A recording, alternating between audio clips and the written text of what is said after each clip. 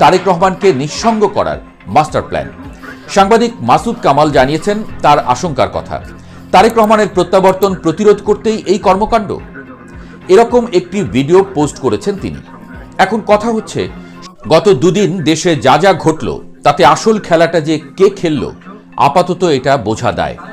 হাদির গুলিবিদ্ধ হওয়ার থেকে শুরু করে উন্নত চিকিৎসা, এমনকি মৃত্যু, সবকিছু নিয়েই কেমন যেন একটা ধোঁয়াশা দেশের আকাশে। চারদিক থমথম করছে। এরই মধ্যে দেশের দুটি প্রভাবশালী গণমাধ্যম পোড়ানোর চেষ্টা, ভারতীয় হাইকমিশনে হামলা, ছায়ানট উদীচিতে অগ্নিকাণ্ড, সনাতন ধর্মের একজনকে ধর্ম অবমাননার অভিযোগে পিটিয়ে এবং পুড়িয়ে হত্যা। এত সব ঘটনার পেছনে কে কোথা থেকে নাড়ছে কলকাঠি? সবচেয়ে বড় কথা হলো, এগুলো কি আদতে ইনকিলাব মঞ্চের আহ্বায়ক ওসমান হাদির হত্যার প্রতিশোধ, নাকি তার আড়ালে ঘটে চলেছে আরো ভয়